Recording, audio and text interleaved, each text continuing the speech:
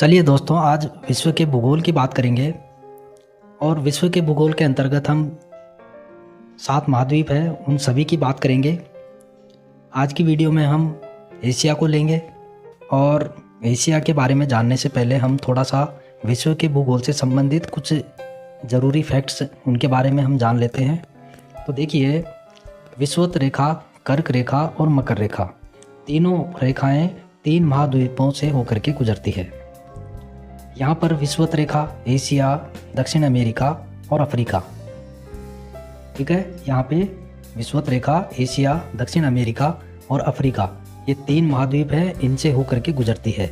लेकिन यहाँ पर ये ध्यान देने वाली बात है कि एशिया की जो मुख्य भूमि है वहाँ से विषुवत रेखा नहीं गुजरती, बल्कि एशिया में ही आने वाले इंडोनेशिया, ठीक है, वहाँ से यह रेखा गुजरती है।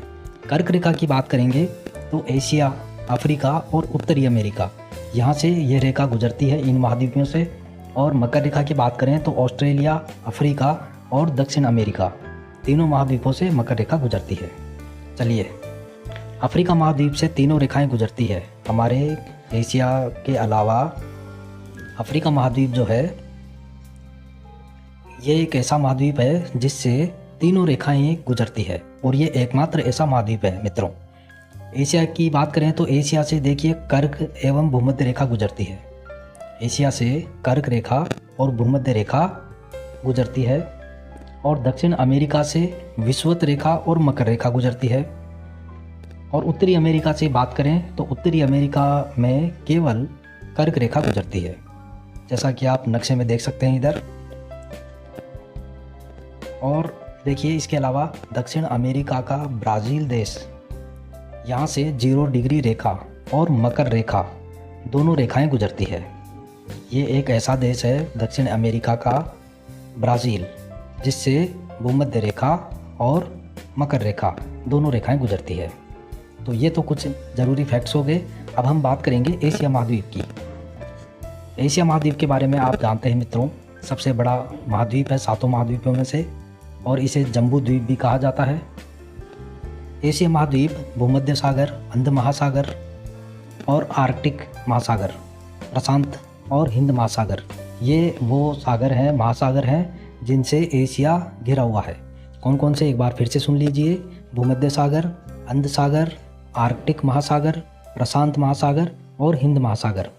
इन महासागरों से और सागरों से एशिया महाद्वीप चारों ओर से घिरा हुआ है। इसके अलावा देखिए, कॉकेसस और यूराल पर्वत, ये प्राकृतिक रूप से एशिया और यूरोप को अलग करते हैं। देखिए, यहाँ पर कई जो स्टूडेंट हैं वो यहाँ पर कंफ्यूज होते हैं कि सर, यूरोप और एशिया दोनों एक ही भूमि है, फिर यूरोप अलग कैसे हो गया? तो यहाँ पे मित्रों, ये दोनों अलग नहीं है, लेकिन कॉकेसस पर्वत और यूराल पर्वत इनको प्राकृतिक रूप से अलग करता है। ये देखिए, आप इधर साइड में मैप में देख सकते हैं। ये जो पर्वत हैं, ये ठीक एशिया और यूरोप को अलग करते हैं। इसके अलावा देखिए, एशिया आकार और जनसंख्या दोनों ही दृष्टि में सबसे बड़ा महाद्वीप है।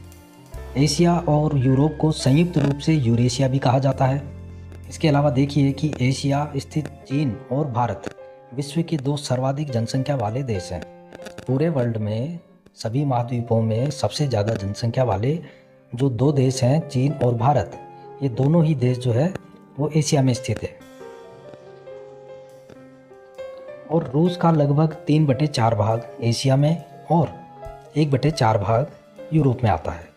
रूस सबसे बड़ा देश है, एशिया में काफ़ी दूर तक फैला हुआ है, तो इसका, रूस देश का 3/4 भाग अर्थात 3/4 भाग जो है वो एशिया में आता है और 1/4 भाग यूरोप में आता है। विश्व के कुल भूभाग का 30% भाग एशिया है, अर्थात एशिया जो है विश्व की कुल भूमि का, कुल भूभाग का 30% हिस्सा है। इसके अलावा देखिए और फैक्ट्स देखिए, इसके अलावा विश्व के सभी महाद्वीपों की कुल जनसंख्या का लगभग 3/5 भाग अर्थात लगभग 57% एशिया में निवास करता है।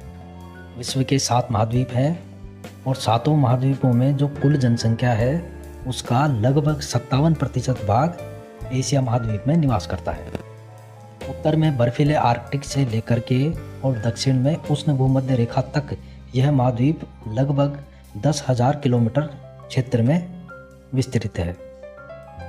एशिया कुल 164 देशांतर और 85 अक्षांश रेखाओं में विस्तृत है। अगर हम देशांतर और अक्षांश रेखाओं के हिसाब से इसका फैलाव, इसका विस्तार देखें एशिया का, तो कुल 164 देशांतर और 85 अक्षांश रेखाओं में यह फैला हुआ है।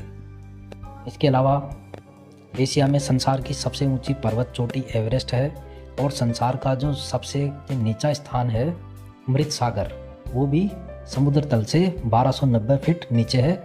दोनों ही स्थान एशिया के अंतर्गत आते हैं। एशिया के बारे में और जानिए।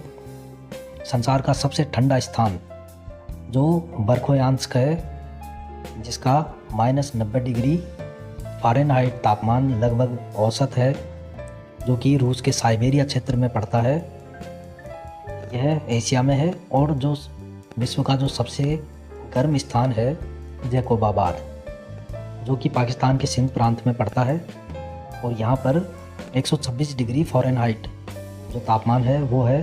तो दोनों ही मतलब विश्व के सबसे ठंडे स्थान और विश्व का सबसे गर्म स्थान दोनों ही एशिया के अंतर्गत आते हैं। बर्खोयांश को संसार का शीत ध्रुव भी कहते हैं।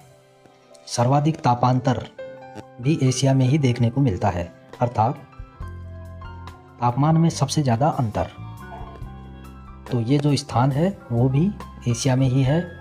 देखिए, एशिया में पड़ने वाला सिंगापुर, वहाँ का वार्षिक तापांतर केवल 1 डिग्री फ़ारेनहाइट है, अर्थात पूरे साल भर में जो वहाँ पर जो तापमान रहता है उसमें केवल 1 डिग्री फ़ारेनहाइट का बदलाव होता है पूरे साल भर में। और वैसे ही बर्खोयांश जो है वो वहाँ का जो तापांतर है वो 119 डिग्री फ़ारेनहाइट है।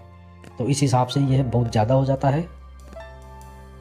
इसके अलावा और देखिए कि सर्वाधिक वर्षा वाला स्थान जो पहले चेरापूंजी था भारत में और वर्तमान में मासिनराम है, जो कि मेघालय में खासी पहाड़ियाँ है। ठीक है, मेघालय में खासी पहाड़ियाँ है, वहाँ पर मासिनराम स्थान पड़ता है। यह भी एशिया में ही पड़ता है, जहाँ की वार्षिक वर्षा 458 मिलीमीटर है। चलिए आगे चलते हैं। सबसे शुष्क स्थान भी एशिया में ही है। विश्व का सबसे सूखा स्थान जो कि अदन है, वहाँ केवल 1.8 मिलीमीटर वार्षिक वर्षा होती है। तो सबसे ज़्यादा वर्षा वाला स्थान और सबसे कम वर्षा वाला स्थान दोनों ही एशिया के अंतर्गत आते हैं। विश्व का सबसे गहरा गर्त अर्थात सबसे गहरा स्थान जो कि प्रशांत महासागर में फिलीपींस के पास में मेरियाना गर्त है, जिसे मेरियाना ट्रेंच भी कहते हैं। ये एशिया में है और इसकी जो गहराई है दोस्तों 10,916 मीटर है। चलिए आगे और बात करते हैं। आदि मानव का जन्म स्थान भी एशिया को ही माना जाता है। एशिया की खोज का श्रेय यूनानियों को दिया जाता है। 327 ईस्वी पूर्व जब सिकंदर भारत आया तब एशिया की खोज हुई, ऐसा माना जाता है। विश्व की सबसे प्राचीन पर्वत श्रृंखला जो अरावली है, राजस्थान में स्थित है, यह भी एशिया में स्थित है। अरावली पर्वत श्रृंखला राजस्थान की ये विश्व की सबसे प्राचीन पर्वत श्रृंखला मानी जाती है। और सबसे नवीन कौन सी है दोस्तों? हिमालय पर्वत। ठीक है, आगे चलते हैं। सबसे ऊंचा पठार जो पामीर का पठार है तिब्बत में, जो लगभग 12,000 फीट ऊंचा है, यह भी एशिया में है और इसे संसार की छत भी कहते हैं। विश्व की सबसे बड़ी 12 नदियों में से 7 एशिया में बहती है। एशिया शब्द की उत्पत्ति की अगर बात करें मित्रों, तो हिब्रू भाषा का शब्द है एक आंसू। हिब्रू भाषा का आंसू शब्द है, इससे एशिया की उत्पत्ति भी है, एशिया शब्द की। और आंसू का जो शाब्दिक अर्थ है वो होता है उदित सूर्य, अर्थात उगता हुआ सूर्य।